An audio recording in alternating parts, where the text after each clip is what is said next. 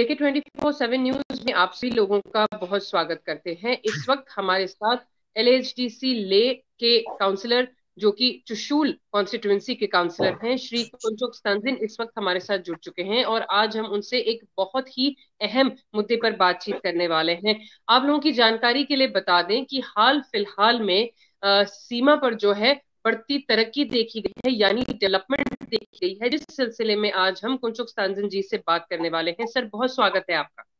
Ji, thank you.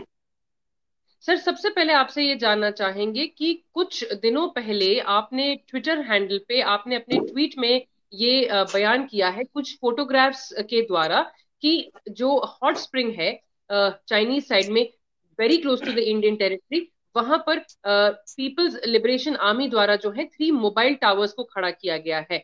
इस बारे में सर आप क्या कहना चाहते हैं? जी, मैंने रिसेंटली एक ट्वीट किया था। उसमें मैंने एक कंसर्न दिखाया, जताया कि चाइना कंटिन्यूसली अपने टेरिटरी में इंफ्रास्ट्रक्चर बिल्डअप कर रहा है, मतलब तैयार कर रहा है।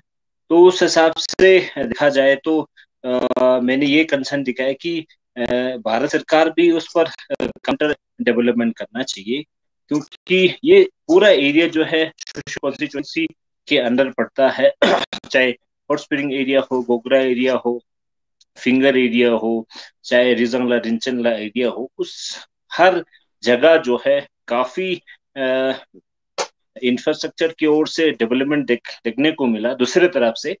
तो मैंने यही एक कंसर्न दिखाया, क्योंकि हॉट स्प्रिंग एरिया जहाँ पे बिल्कुल ही हैबिटेशन नहीं है, चाइना की ओर से उस एरिया में हैबिटेशन नहीं है।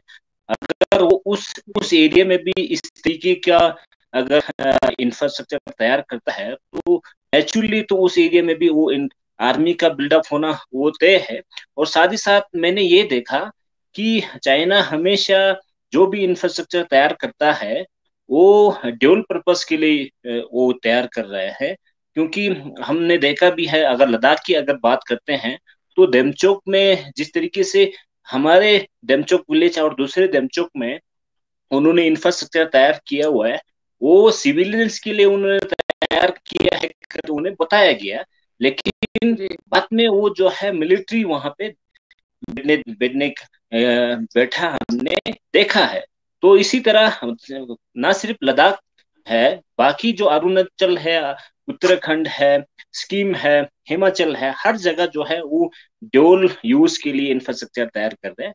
तो ये भी एक हो सकता है कि यहाँ पर भी वो एक विलेज तैयार कर रहा हो, वो विलेज जो है बाद में मिलिट्री पर्पस के लिए यूज करने का हो। ऐसा भी हो सकता है, क्योंकि वहां पे टावर्स देखना, वहां पे तीन तीन टावर्स देखना, उससे क्लियर जाहिर होता है कि वो एक कम्युनिकेशन के लिए किया जा सकता है, उसको ट्रांसमिशन, रेडियो ट्रांसमिशन के लिए किया जा सकता है, उसको चाइना की टेरिटरी हमारे टेरिटरी में ऑब्जर्वेशन के लिए किया जा सकता है। तो मैंने खाली इसको एक कंसर्न दिखाया। तो मैंने ये बोला कि चाइना अपने टेरिटरी में जहाँ हैबिटेशन नहीं है वहां पे इस तरीके का इंफ्रास्ट्रक्चर तैयार कर रहा है। और दूसरे साइड में अगर देखा जाए तो हमारे जो बॉर्डर एरिया के जो गांव है जहाँ पे हैबिटेशन है, वहां पे 4G का जो फैसिलिटीज भी आज की डेट में नहीं है। खाली एक गांव छोड़ के मेरे कॉन्स्टिट्यूंसी की अगर बात करते हैं तो 12 गांव में से एक गांव में ही 4G मोबाइल टावर है। बाकी मैक्सिमम 11 गांव में 4G इंटरनेट फैसिलिटीज नहीं है, और कुछ गांव में 2G फैसिलिटीज नहीं है करके मैंने रिलेट करके ये कंसर्न दिखाया। जी। जी कुंचुक जी, आपसे ये जानना चाहेंगे कि जैसा आप बता रहे हैं कि चाइनीज साइड में जो है बिल्कुल भी किसी प्रकार की इनहेबिटेशन नहीं है, उसके बावजूद जो है वो मोबाइल टावर्स खड़े कर रहे हैं, वो इंफ्रास्ट्रक्चर खड़े कर रहे हैं, जो कि भारत के लिए, इंडिया के लिए जो कि एक बहुत खतरे का अंदेशा है, और खासकर लद्दाख के लिए बहुत बड़ा खतरे का अंदेशा है। क्योंकि पहले भी हमने कई दफा देखा है कि बॉर्डर पे कई स्टैंड ऑफ हुए हैं, कई इश्यूज ऐसे आए हैं सामने। तो ये एक कंसर्न है कि शायद, और आपने ये कंसर्न जताया भी है कि इन मोबाइल टावर्स को खड़े करने का सबसे बड़ा कारण यही हो सकता है कि वो इंडिया पर शायद नजर रखना चाह रहे हो। आपने ये भी बतलाया था कि वो इस प्रकार से ड्रोन्स भी शायद यूज कर सकते हैं। तो जी। बॉर्डर जो विलेजेस हैं बॉर्डर विलेजेस को इससे कितना खतरा हो सकता है, और जो हमारे नोमैडिक लोग हैं वो किन प्रकार की परेशानियां फेस करते हैं? जी देखिए, नोमेड्स की अगर बात करते हैं तो जहाँ जहाँ एक ये जो इंफ्रास्ट्रक्चर तैयार करता है, तो उससे उसमें क्या होता है कि उस एरिया में चाइना के मिलिट्री मूवमेंट ज्यादा हो जाता है। तो उससे क्या होता है कि हमारे जहाँ तक हमारा टेरिटरी बनता है, जहाँ तक हमारा ग्रेजिंग एरिया बनता है, उस एरिया तक पूरी तरीके से एलो करना शायद मुश्किल होगा, क्योंकि हमारे लिए नोमेड्स जो है और लाइव स्टॉक और ग्रेजिंग एरिया, जो ग्रेजिंग ग्राउंड है, वो जो है हमारे लिए एक तरीके से जो नोमेड्स है वहाँ के उनकी मेन प्रॉपर्टी है। तो उसका अगर रिड्यूस हो जाएगा तो फिर हमारे लाइफ स्टॉक के लिए खतरा होगा, क्योंकि लाइफ स्टॉक जो है हमारे लिए जो लाइवलीहुड है, जो लोग हमारे लाइफ स्टॉक के साथ जो जी रहे हैं, जो लाइफ स्टॉक के साथ गुजर रहे हैं, वो हमारे लाइवलीहुड पे जुड़ा है। तो उसमें उस पर असर पड़ेगा, क्योंकि उस जिस एरिया में जहां मूवमेंट बिल्कुल नहीं होता था, आज की डेट में वहां पे मूवमेंट होने लगा है, होने लगता है। तो फिर इसके नेचुरली वहां पे आर्मी का बिल्डअप होना तय है। दूसरी तरफ और इंडिया की तरफ से भी वहां पे आर्मी का ज्यादा वहां पे बिल्डअप होना होगा। तो उस हिसाब से नोमेड्स का फिर मूवमेंट जो है उसमें रिस्ट्रिक्ट हो जाता है। तो उसलिए तो नोमेड्स नोमेड्स का रिस्ट्रिक्ट होना, हमारे ग्रेजिंग एरिया रिड्यूस होना, वो होता है। तो उस हिसाब से, उस एंगल से अगर देखा जाए तो ये इंफ्रास्ट्रक्चर जो है नोमेड्स के लिए भी असर पड़ता है। जी। जी। सर, आपने अपने एक आर्टिकल में लिखा है कि इंडिया को भी जो है काउंटर अटैक में इंफ्रास्ट्रक्चर से जवाब देना चाहिए, जिस सिलसिले में आपने डिफेंस मिनिस्टर को लिखा हुआ भी है कि ये इंडिया के लिए बहुत बड़ा एक मसला है और इसका जवाब हम सिर्फ इंफ्रास्ट्रक्चर को ही बेहतर कर कर चाइना का जवाब दे सकते हैं। आपकी सोच समझ में सर ये कितना जरूरी आप समझते हैं कि हमें इंफ्रास्ट्रक्चर को बढ़ाने की कितनी ज्यादा जरूरत है, और किस हद तक हमें अपना इंफ्रास्ट्रक्चर बढ़ाना चाहिए? जी देखिए, आज के जो भारत है वो सक्षम है। अगर वो 3 मोबाइल टावर खड़ा करता है तो हम 4 क्यों नहीं खड़ा कर सकते, हम 5 क्यों नहीं कर सकते। तो उस हिसाब से मेरा यही कहना है, अगर बॉर्डर पे इंफ्रास्ट्रक्चर होगा, बॉर्डर पे अगर रोड इंफ्रास्ट्रक्चर हो, कम्युनिकेशन इंफ्रास्ट्रक्चर हो, बाकी इंफ्रास्ट्रक्चर वहां पे होता है, तो वो नेचुरली हमारे इंडिया के लिए भी वो फायदा रहेगा। तो मेरा यही है कि अगर वो 3 बना रहे तो उसका काउंटर डेवलपमेंट करें। हम जरूरी नहीं कि उसके जवाब किसी और तरीके से दे। उसका जवाब यही होगा कि हम डेवलपमेंट करके दे। उस एरिया में भी हमारे कम्युनिकेशन सेक्टर जो है, कम्युनिकेशन जो है सुधार लाते हैं। तो इसी तरह और भी तरीके हैं, जैसे रोड्स है, ब्रिजेस है, वो तैयार करने से एक तो सिविलियंस के लिए फायदा तो होगा ही, और दूसरा जो आर्मी के लिए भी उसका फायदा रहेगा। तो यही एक तरीका है, काउंटर डेवलपमेंट करना चाहिए। क्योंकि और एक मेरा ये भी राय है, जो भी बॉर्डर एरिया में इंफ्रास्ट्रक्चर बनता है, और विद इन कुछ ही टाइम में उसको कंप्लीट किया जाए। यहाँ पे प्रॉब्लम क्या होता है हमारे इंडिया साइड में, एक छोटे से मेडिकल सब सेंटर को कंप्लीट करने में भी 3 या 4 साल लग जाता है। अगर बिल्कुल बिल्कुल। वो पूरे गांव जो है 1 साल में सेटअप कर देता है, तो इसी तरीके का हमारा डेवलपमेंट जो का पेस जो है होना चाहिए। ये मेरा राय है, क्योंकि आज तक मैं देख रहा हूँ, ये मेरा सेकंड टेन्योर है। तो वहां पे जो भी वहां पे बनता है, चाहे 40 लाख का बिल्डिंग बनता है, 50 लाख का बिल्डिंग बनता है, उसको कंप्लीट होने में 3 4 साल 5 साल लग जाता है। तो उसी हिसाब से उसमें क्या होता है, फिर दूसरे तरफ से उस पर ऑब्जेक्शन होना तय वैसे भी नेचुरली होता है। क्योंकि अगर हम उस ऐसा प्रोजेक्ट जो 15 दिन 20 दिन में अगर कंप्लीट करते हैं, तो उनको भी ज्यादा ऑब्जेक्शन नहीं होना चाहिए। तो यही है कि दमचोक में भी हमने देखा कि छोटे छोटे हमारे यहाँ पे इंफ्रास्ट्रक्चर करने के लिए भी वो ऑब्जेक्शन खड़ा करता है। तो अगर वो 3 3 टावर्स वहां पे लगा देते हैं, वो भी बिल्कुल बॉर्डर के पास में लगा देते हैं, तो उस पर भी हमारे ओर से क्या रिएक्शन हो, किया मतलब क्या होगा, वो भी तो एक सवाल है। हमने क्यों उस पर ऑब्जेक्शन राइज नहीं किया। तो ये भी तो एक तरीका ये है कि अगर वो उन्होंने तो 3 कर दिया, जब हमारे बात बारी आता है करने करने की बारी आता है, तो उस समय भी अगर ऑब्जेक्शन खड़ा करता है तो फिर हमारे लिए दिक्कत होगा। तो मेरा यही है कि कम टाइम में पूरा जो है इंफ्रास्ट्रक्चर जो है तैयार करना चाहिए। उससे दोनों के लिए, आर्मी और सिविलियंस के लिए फायदा होगा। जी। सर, पीएलए ने पैंगोंग के ऊपर जो एक कुछ समय पहले जो एक ब्रिज कंस्ट्रक्ट किया है, उसको भी लेकर काफी तनाव रहा है, उसको भी लेकर काफी डिस्कशंस हुई हैं। ये ब्रिज भी जो है इंडिया के लिए बिल्कुल ही किसी भी हालत में फेवरेबल नहीं है। इस जी ब्रिज बिल्कुल। के ऊपर सर आप क्या अपनी राय देना चाहेंगे? जी देखिए, ब्रिज जो है खुरनक पोस्ट बोलते हैं, फोर्ट बोलता है, जो 60s से पहले हमारा हुआ करता है उस एरिया जो है, तो उससे बिल्कुल पास में जो हमारे लाइन ऑफ परसेप्शन है उससे बिल्कुल ज्यादा दूर नहीं है, वहां पे उन्होंने ब्रिज कंप्लीट करना। तो ये हमारे लिए खतरा है, क्योंकि जो पेंगुर ग्रेसन और ये सेरजब ग्रेसन के जो एक्सेस जो है, इस ब्रिज की वजह से बहुत ही इजी हो जाता है उनके लिए।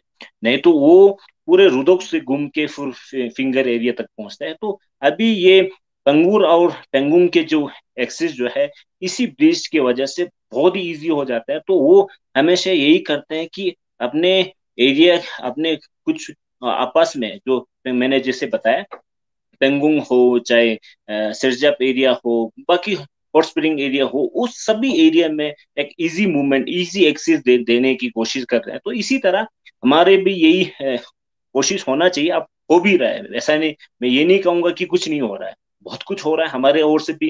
रोड की अगर देखा जाए तो उसमें भी पेस देखने को मिल रहा है, और बहुत सारी टनल्स का डीपीआर जो है उसके लिए टेंडर हो चुका है।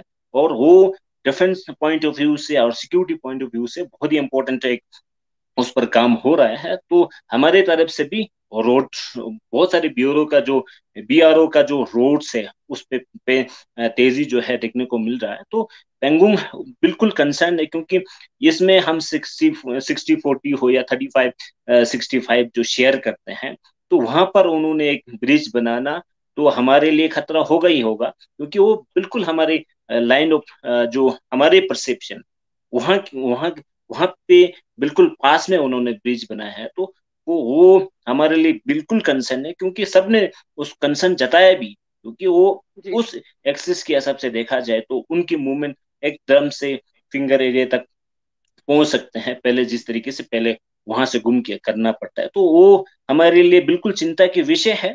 तो बाकी, हाँ, उन्होंने जो बनाया है वो बना लिया है, लेकिन हमारे तरफ से जितना हो सके, जितना एक्सिस काम करना है, जितना इजी एक्सिस देना है, उस पर काम जो है जोर से करना चाहिए, ये मुझे लगता है। जी। सर, ब्रिज का कंस्ट्रक्ट होना, टावर्स का खड़ा होना, इससे बॉर्डर टूरिज्म पे कितना असर पड़ेगा? जी बिल्कुल, जब हम क्या कहते हैं, फिंगर एरिया ये रिजंगला रिंचनला, जब हमारे फौज और चाइना की पीले आमने सामने था, उस समय पूरे बॉर्डर टूरिज्म, चाहे पेंगुंग पे टूरिज्म भी जो है वहां पे स्क्रैप कर दिया था, पूरा बंद कर दिया था। तो उससे पूरे हमारे जितने भी जो टूरिज्म इंडस्ट्री में जो लोग जुड़े हैं, पूरे लद्दाख जो उसमें जुड़े हैं, तो उस पर काफी असर पड़ा, क्योंकि पेंगुंग एक ऐसा डेस्टिनेशन है, पॉइंट है, जहाँ पे 99% लोग जो है पेंगुंग देखने जाते हैं। और पेंगुंग जो है ऐसे एरिया पे लोकेटेड है जो बिल्कुल बॉर्डर पड़ता है। तो बॉर्डर टूरिज्म पे भी असर हो सकता है, क्योंकि आफ्टर डिस एंगेजमेंट चाइना इस तरीके से अगर इंफ्रास्ट्रक्चर तैयार करता है, तो उसका इंटेंशन भी देखना चाहिए, और उस हिसाब से भी हमें सोचना चाहिए। बाकी ये है कि अभी उस एरिया जो है पेंगोंग, और भी जो क्या कहते हैं, फिंगर्स एरिया पे फेस ऑफ होने की वजह से, या रिजंगला डिंचनला कि वहां पे फेसबुक होने की वजह से आज की डेट में टूरिज्म पॉइंट ऑफ व्यू से बहुत एक अच्छा, और बॉर्डर टूरिज्म के नाम से भी वहां पे अच्छे टूरिस्ट जो है वहां पे आने लगे हैं। लेकिन अगर इस तरीके से डेवलपमेंट वहां पे कंटिन्यूस देखने को मिलता है, तो फिर नेचुरली उसका एक रिएक्शन तो होगा। तो उससे हमारे टूरिज्म इंडस्ट्री और जो बॉर्डर टूरिज्म है उस पर भी असर हो सकता है। जी। जी। सर, एक आखिरी सवाल आपसे पूछना चाहेंगे। सर, इतने सारे लगभग 14-15 राउंड ऑफ टॉक्स हुई हैं दोनों मिलिट्रीज के बीच में, और डिसएंगेजमेंट का भी प्रोसेस हुआ है। सर, आप क्या समझते हैं कि इतने राउंड ऑफ टॉक्स के बाद, इतनी डिसएंगेजमेंट के बाद, पीएलए का अगला मूव किस तरीके से हो सकता है to harm the border villages from Ladakh? जी, पीएलए का जो भी इंटेंशन है वो किसी को समझ में नहीं आ रहा है। हाँ, लेकिन आर्मी का तो हो रहा होगा, लेकिन जो हम सिविलियंस वहां पे बैठते हैं, जो बॉर्डर एरिया में बैठते हैं, तो उनको नहीं पता है कि अगला क्या होने वाला है, क्योंकि जो 62 के बाद ऐसा बड़ा फेस ऑफ जो है, ये पहली दफा देखने को मिला हमारे लोगों के लिए भी। और मैं आर्टिकल देख रहा था, बहुत सारे चैनल्स न्यूज में देख रहा था, तो उसमें ये कह रहे हैं कि चाइना कम से कम 600 न्यू विलेजेस जो है सेटअप कर रहा है। तो अगर 600 न्यू विलेजेस सेटअप कर रहा हो, तो उसमें भी लद्दाख हो सकता है, मेरी एरिया हो सकता है, चुशुल कॉन्स्टिट्यूंसी की दूसरे तरफ हो सकता है, पेंगुर की उस तरफ उनकी हैबिटेशन है। जैसे डेमचोक देखिए, डेमचोक में भी उनका हैबिटेशन है। जो नहीं है उस एरिया में भी वो सेटअप किया जा सकता है, क्योंकि हमने देखा है, अरुणाचल साइड में देखा है, उत्तराखंड साइड में देखा है। तो इस तरीके का ड्यूल पर्पस का एक इंफ्रास्ट्रक्चर हो सकता है। लेकिन ये है कि चाइना का अगला कदम क्या हो सकता है, इस पर कोई नहीं कह सकता है, क्योंकि वो हमें हमेशा जो है एक सरप्राइज देखने को मिल रहा है। तो फिर ये भी एक चिंता के विषय है, क्योंकि कंटिन्यूसली टॉक पे टॉक हो रहा है, लेकिन अभी भी कई पॉइंट पे अभी डिसएंगेजमेंट जो है सही तरीके से नहीं हुआ है, उस पर सेटल नहीं हुआ है। तो कई एक्सपर्ट भी यही कह रहे हैं कि डेवलपमेंट्स यही कह रहे हैं कि इसको सुधारने में कई टाइम लगेगा। लेकिन मेरा ये भी कहना है कि बॉर्डर जो है चाइना के साथ, जितने भी हमारा बॉर्डर शेयर करता है, उसका लाइन ऑफ परसेप्शन जो है बिल्कुल अलग है, अलग टाइम पे अलग अलग परसेप्शन हुआ है। तो अभी जो 2020 का एक लाइन अलग से खींचा है, तो वो भी एक एक परसेप्शन आने वाले जो सालों के लिए वो एक परसेप्शन वहां पे क्रिएट वो देखने को मिलेगा। क्योंकि ये बॉर्डर जो है, बॉर्डर के लाइन जो है कंटिन्यूस चेंज होते आए हैं 1962 के बाद। ये भी एक चिंता के विषय है, क्योंकि प्रॉपर डिमार्केशन कहीं नहीं है। तो उस हिसाब से फिर ये बफर एरिया बन जाना, फिर लाइन ऑफ ये परसेप्शन कुछ अलग बन जाना, ये भी हमें देखने को मिला है। तो ये टाइम टाइम के बाद चेंज होते रहा है, और इसका इनका क्या अगला कदम हो सकता है, उस पर अभी तक शायद मैं नहीं कह पाऊंगा क्या हो सकता है, क्योंकि हमने ऐसा कभी जी देखा नहीं। जी। जी। सर, ये यूनियन टेरिटरी ऑफ लद्दाख से, हमारी एडमिनिस्ट्रेशन से आप किस तरीके के सपोर्ट की उम्मीद कर रहे हैं? और यूटी लद्दाख जो है बॉर्डर एरियाज में किस तरीके से काम कर रहा है, हमारे दर्शकों को बताइए। जी देखिए, बॉर्डर एरिया की बात करते हैं, तो जब से ये चाइना के साथ फेस ऑफ हुआ, इसके बाद बिल्कुल ईस्टर्न लद्दाख जो है पूरी इंडिया के लाइफलाइन में, मतलब उसमें है, फोकस में है।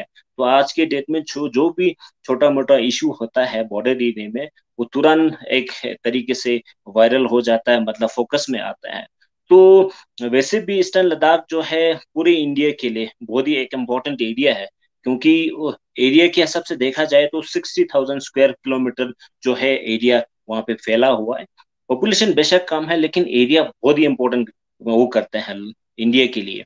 और जो नोमैड्स है, वो हमारे इंडिया के लिए, भारत के लिए बहुत ही एक इम्पोर्टेंट रोल प्ले करते हैं, आप सबको पता है।